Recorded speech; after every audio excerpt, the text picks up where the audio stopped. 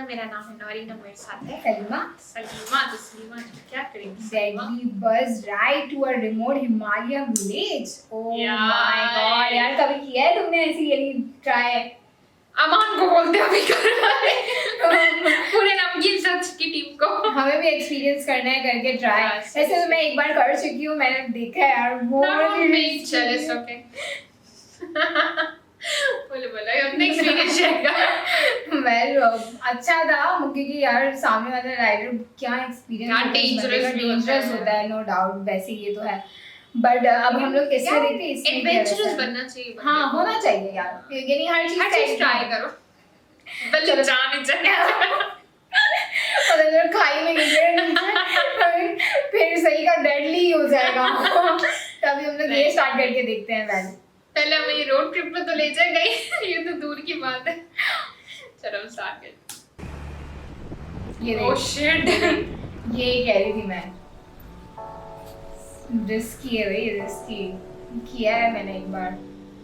Good morning दोस्तों, हिमबस के नए वीडियो में आपका स्वागत है।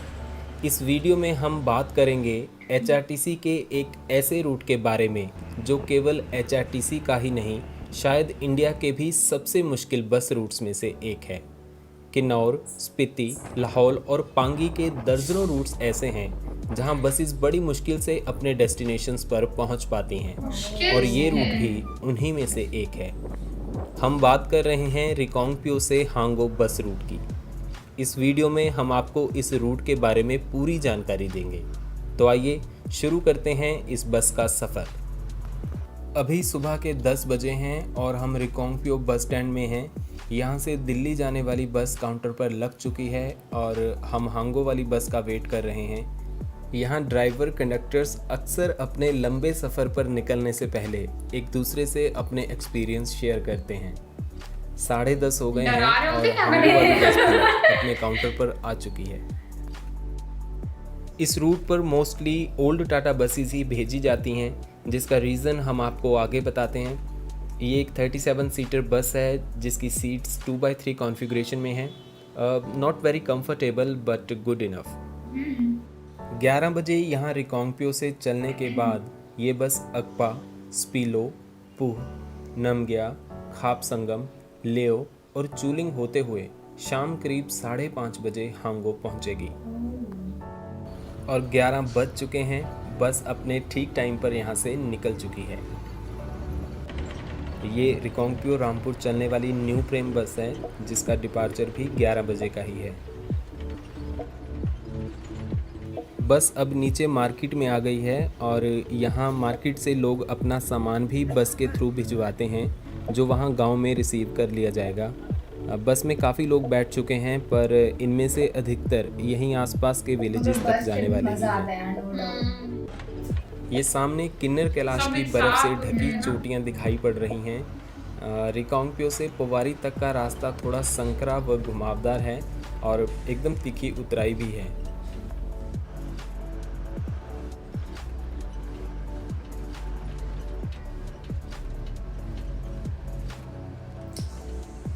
ये हम पोवारी पहुंच गए हैं और NH5 पर काजा वाले रोड पे टर्न लेंगे।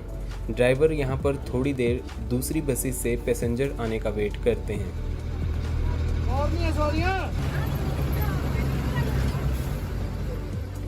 पोवारी के बाद रास्ता प्रॉपर डबल लेन है और BRO द्वारा बहुत अच्छे से मेंटेन किया गया है। हालांकि मिट्टी कच्ची होने के कारण ऊपर से पहाड़ और पत्थर अक्सर गिरते रहते हैं, इसीलिए यहाँ मेंटेनेंस वर्क साल भर चला ही रहता है। मतलब अच्छा, एक तो रिस्क नीचे का भी और ऊपर से भी। रास्ते में अभी भी छोटे ब्रिजेस को वाइडन करने का काम चल रहा है जिससे आने वाले टाइम में ट्रैवल और भी स्मूथ हो जाएगा।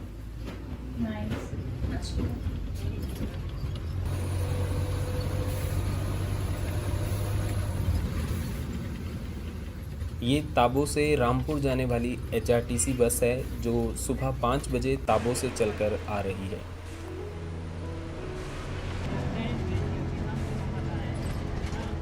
कुछ साल पहले तक तो इस सड़क की हालत काफ़ी ख़राब थी, लेकिन अब रोड काफ़ी अच्छा बन गया है। हालांकि आपको एक नज़र ऊपर से गिरते पत्थरों पर भी रखनी होगी। बहुत जाहिर है। नीचे भी देखिए, ऊपर भी हाँ। देखिए, रास्ते को भी देखिए, ड्राइवर की तो करीब 11:40 Scary। पर ये बस अक्पा पहुंच जाती है। अक्पा में सतलुज रिवर पर एक पुराना पुल था जिस पे बसेस तो जैसे तैसे निकल जाती थी, मगर बाकी हैवी व्हीकल्स के लिए काफ़ी मुश्किल होती थी। लेकिन अब यहाँ पर नए पुल का निर्माण हो चुका है। गुड। ये बस करीब 12 बजे तक स्पीलो पहुंच जाती है, और क्योंकि अब रोड काफ़ी अच्छा हो गया है और ट्रैवल टाइम कम हो गया है, स्पीलो में लगभग 30-40 मिनट का लंच ब्रेक होता है। स्पीलो से लगभग 12:45 पर ये बस चली है और यहाँ से अगला डेस्टिनेशन पूह है। नाको और स्पीति साइड जाने वाली 4 बसेस में से यही बस पूह विलेज के अंदर तक जाती है, बाकी तीनों मेन रोड से ही निकल जाती हैं। पूह किन्नौर का एक छोटा सा गांव है जहां बेसिक एकोमोडेशन और फूड अवेलेबल हैं। तो पूह तक आते आते बस एकदम खाली हो चुकी है। स्टाफ का कहना है कि यूजुअली 15-20 लोग तो बस में होते ही थे, पर अभी स्नोफॉल की वजह से पिछले कुछ दिनों बस बंद रही थी, इसीलिए आज पैसेंजर्स कम हैं। करीब 2 बजे ये बस पूह से चलती है और वापस नीचे उतरने लगती है। पूह तक आने का रोड काफ़ी तंग और पास लेने की जगह तो बहुत ही कम है। नीचे NH5 पर आकर ये बस फिर से हांगो की ओर उड़ चलती है। ये काजा से सीधे शिमला जाने वाली बस है जो सुबह 7:30 बजे काजा से चली होगी और करीब शाम 5-6 बजे रिकांगपियो पहुंचेगी। खाप संगम पहुंचने से पहले ये बस नमग्या गांव भी जाती है। नमग्या इंडो तिब्बतन बॉर्डर से पहले इंडिया का आखिरी गांव है और शिपकिला पास तक जाने का रास्ता भी यहीं से होकर जाता है। हालांकि आज पैसेंजर्स ना होने के कारण बस नमग्या नहीं जाएगी। ये हम खाप संगम पहुंच गए हैं और यहाँ पर स्पीति और सतलुज नदियाँ आपस में मिलती हैं। ये स्ट्रेच इस रूट पर सबसे ख़राब पॉइंट्स में से एक था, बट अब ये काफ़ी हद तक ठीक कर दिया गया है और बाकी जो बचा हुआ है उस पर काम चल रहा है। सल्यूट है इन कंस्ट्रक्शन वर्कर्स को जो इतने डेंजरस पॉइंट्स पर भी दिन रात काम करते हैं। खाप संगम के बाद बस नाको लूप्स की चढ़ाई चढ़ती है। रिकांगपियो से यहाँ तक डेली 4 बसेज आती हैं। सुबह 5 बजे शिमला काजा, सुबह 9:30 बजे रामपुर ताबो, सुबह 11 बजे रिकांगपियो हांगो और दोपहर 12 बजे रिकांगपियो समदो। हमारी बस नाको से पहले ही लेओ व हांगो की ओर लेफ्ट टर्न ले लेगी। नाको टर्न्स के बाद एक और छोटा सा गांव आता है जिसका नाम है का। पहले ये बस यहाँ पर टी ब्रेक के लिए रुकती थी, लेकिन अब रोड अच्छा हो गया है, ट्रैवल टाइम कम हो गया है और इसीलिए हम अब सीधा लियो में ही रुकेंगे। ये चट्टान हाल ही में ऊपर से गिरी है, तो सोचिए अगर ऐसे पत्थर बस या फिर किसी छोटी गाड़ी पर आकर गिर जाएं तो क्या हाल होगा। इसीलिए रोड्स चौड़े होने के बाद भी यहाँ बहुत सावधानी से चलना पड़ता है। और यहाँ से हमें हांगो वाले रोड की पहली झलक दिखती है। ये वो पॉइंट है जहाँ से हमें डाइवर्जन लेना है और यहाँ से असली एडवेंचर भी शुरू होगा। ये राइट वाला रोड नाको और काजा की ओर जाता है।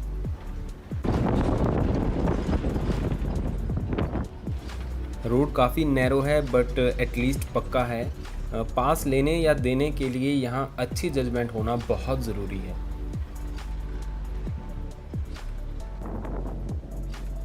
वैसे ये रास्ता तो फिर भी ठीक है, असली डर तो मुझे सामने वाले रास्ते को देखकर लग रहा है जहां हमें अभी जाना है।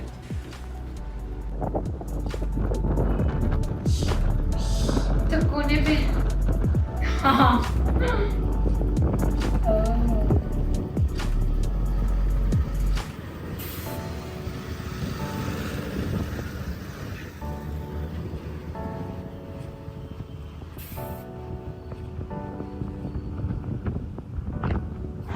हमारा अगला स्टॉप लेओ गांव में होगा। लेओ हांगरंग घाटी का एक बड़ा गांव है। यहाँ करीब 160 घर हैं जिनमें तकरीबन 790 लोग रहते हैं और ये सामने खूबसूरत लेव गांव दिखाई दे रहा है। सेब के गुलाबी फूलों और साइड में बहती नीली नदी के बीच ये गांव किसी जन्नत से कम नहीं है।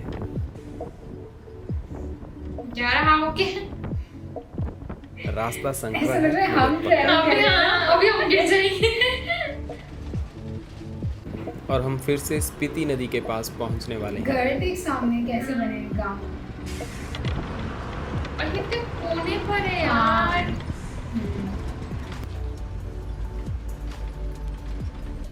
ये बैठे लियो बैठे ब्रिज डर है लग रहा है। और ब्रिज के दूसरी तरफ से कच्चा रोड शुरू हो जाता है। जब ट्रैवल करेंगे तब क्या होगा। यूं तो HRTC बहुत सालों से यहाँ सेफली बस सर्विसेज प्रोवाइड कर रहा है, बट अप्रैल 2018 में यहाँ एक दुखद हादसा भी हो चुका है। उस दिन ये बस शाम 6 बजे के आसपास इस स्थान पर पहुंची थी और सड़क धंसने के कारण बस अनियंत्रित होकर 200 फीट नीचे जा गिरी। बस में सवार 7 लोगों में से 4 की मृत्यु हो गई थी, जिसमें ड्राइवर और कंडक्टर भी शामिल थे। बस के अवशेष अभी तक नदी के किनारे पड़े हुए हैं। वो स्लिप होके शायद गिर गई होगी। करीब 4 बजे ये बस लेव पहुंच जाती है और यहाँ 15-20 मिनट का टी ब्रेक होता है। Shit यार। 4:20 पर हम लेव से चले और इस रूट के सबसे खतरनाक पॉइंट्स अब आने ही वाले हैं। लैंडस्केप अब सफ़ेद रेगिस्तान जैसा हो गया है। इस रोड पर मिट्टी दरकने के भी चांसेस रहते हैं। चुलिंग अब यहाँ से लगभग 9 किलोमीटर दूर है और हांगो 12 किलोमीटर।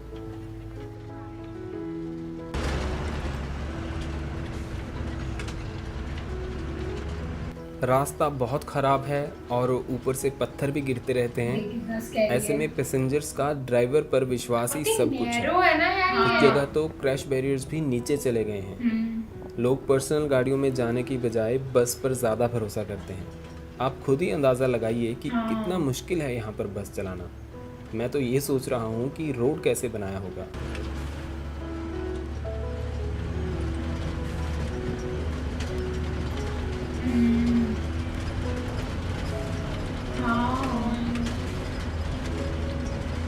HRTC की टाटा स्टार बस इस रूट पर इसीलिए नहीं आती क्योंकि उन बसेस की हाइट ज़्यादा है और वो ऊपर चट्टानों से टच कर जाती है। टाटा ओल्ड ACGL बसेस की लेंथ ज़्यादा है, इसीलिए वो भी यहाँ तक नहीं पहुँच सकती। ACGL BS4 बसेस को इंटरस्टेट और लॉन्ग रूट्स पर भेजा जाता है, इसीलिए हांगो वाले रूट पर केवल ओल्ड टाटा बस ही भेजी जाती है।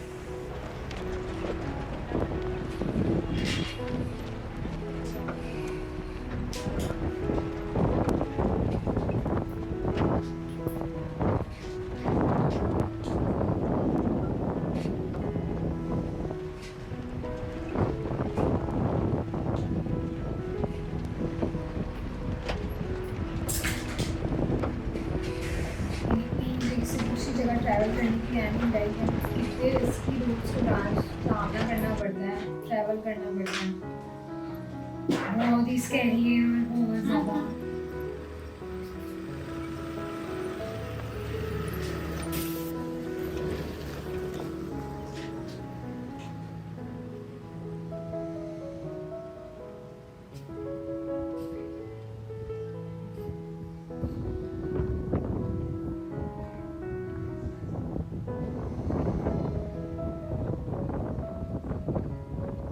ये सामने काजा वाला मेन रोड है जहाँ से हम अभी आए हैं। सोचिए अगर यहाँ से एक ब्रिज बन जाए तो सब कुछ कितना आसान हो जाएगा।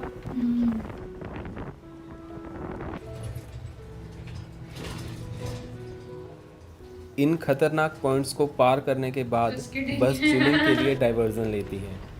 ये इस बस का तीसरा और लास्ट डाइवर्जन है जहाँ से ये मेन रोड से गांव तक जाके फिर वापस मेन रोड तक आती है। चुलिंग के लिए मुड़ने से पहले हांगो जाने वाले लोग मोड़ पर ही उतर जाते हैं और जब बस चुलिंग से वापस आती है तो फिर से बैठ जाते हैं।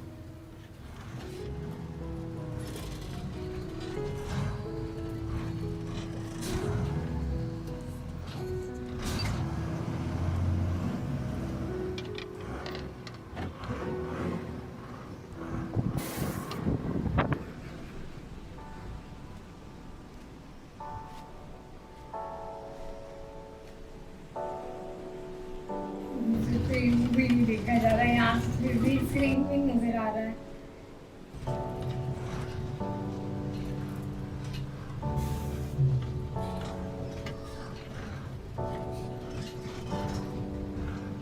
बस में ना पर्दे लगा लेना चाहिए पैसेंजर्स हाँ, के लिए सच में, ताकि ना वो डरे ना। क्योंकि जितना वो पैनिक होगी ना उतना ड्राइवर और पैनिक होगा। हाँ।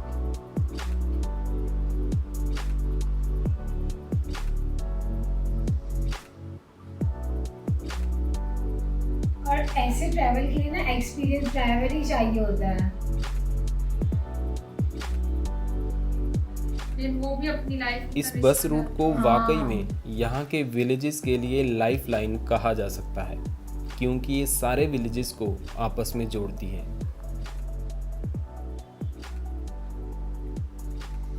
आज चूलिंग जाने के लिए मात्र एक ही पैसेंजर है, बट फिर भी बस उसके लिए इतना दूर तक आई। तो आप अंदाज़ा लगा सकते हैं कि HRTC अपने लोगों के लिए कितना डेडिकेटेड है। Nice, really nice.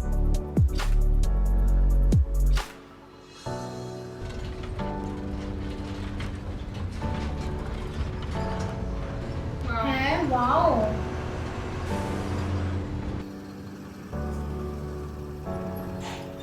हाँ यार,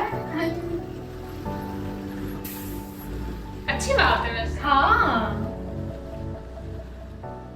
चूलिंग से आने के बाद हम फिर से हांगो की ओर चल दिए हैं। यहाँ सामने से चूलिंग का प्रॉपर व्यू दिखता है। हांगरंग घाटी में बसे इस गांव में 270 लोग रहते हैं। और अब जाकर हांगो गांव की पहली झलक दिखाई दी है। हांगो रिकोंगपियो से 120 किलोमीटर दूर है और HRTC बस इस दूरी को तकरीबन 7 घंटों में तय करती है। एक यात्री का किराया 260 रुपये है। इस गांव में करीब 78 घर हैं और यहाँ तकरीबन 275 लोग रहते हैं। टूरिज़्म व्यू पॉइंट से ये गांव अभी अनछुआ ही है और यहाँ कोई होटल या फिर गेस्ट हाउस भी नहीं है। एक ITBP का रेस्ट हाउस है जिसकी एडवांस में बुकिंग करवानी पड़ती है। नियरेस्ट लॉजिंग फैसिलिटीज़ आपको लेओ में ही मिलेंगी।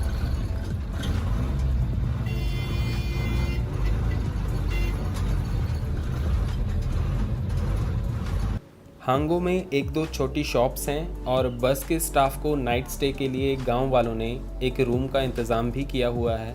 यहाँ स्तूप के पास ही बस को नाइट के लिए पार्क कर दिया जाता है।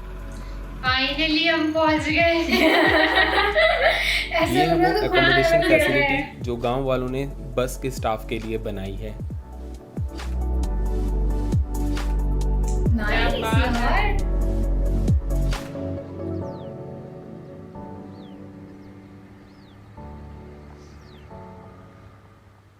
वापसी की बात करें तो ये बस सुबह 6:30 बजे हांगो से प्रस्थान करती है। वाओ। हांगो के बाद ये बस चूलिंग जाकर भी पैसेंजर्स उठाती है।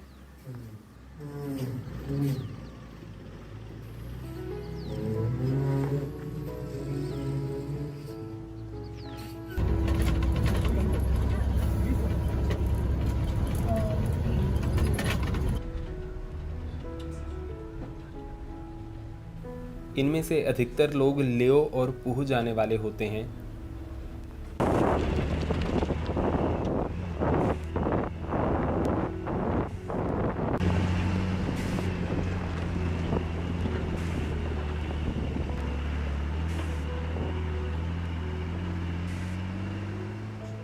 आइए अब बस ड्राइवर से जानते हैं कि इस रूट पर उनका सालों का एक्सपीरियंस कैसा है। तो हमारे साथ हैं बस के ड्राइवर। सर, आपका नाम क्या है? मेरा नाम रमेश वर्मा है। आप कहाँ से हैं? मैं डिस्ट्रिक्ट मंडी करसोग से हूँ। और आप कितने टाइम से पीओ डिपो में हो? मैं अभी तो मुझे लगभग 2-3 महीने हुए हैं, पर पहले मैं यहाँ 5 साल लगा के गया हूँ। अच्छा। और उसके बाद फिर अभी दोबारा से आ गया। आप इसके अलावा और कौन कौन से रूट्स पर चलते हैं? यहाँ पे जितने भी मैक्सिमम लोकल अपर के हैं तो इसमें मैक्सिमम सभी में चलते हैं।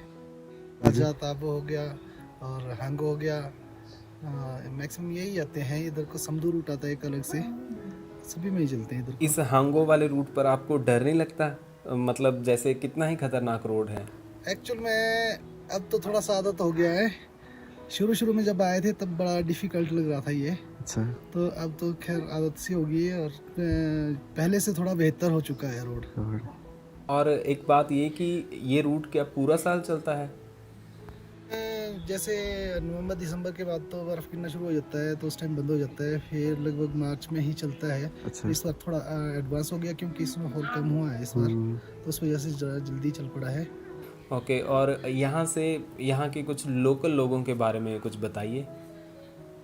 अच्छे हैं, बहुत ज़्यादा कोऑपरेट करते हैं और परेशानी का मतलब हर जगह हमारा सपोर्ट करते हैं। HRTC का जितना भी स्टाफ है, तो अपर किन्नौर या स्पीति के लोग बहुत ही अच्छे हैं इस मैटर में, तो बहुत ज़्यादा सपोर्ट करते हैं। ठीक है सर, धन्यवाद। तो दोस्तों, कैसी लगी आपको ये वीडियो हमें कमेंट्स में ज़रूर बताएं। हांगो और स्पीति के ऊपर हमारे व्लॉग्स भी जल्दी ही लाइव होंगे, so stay tuned for more updates, stay safe and stay healthy. Thank you.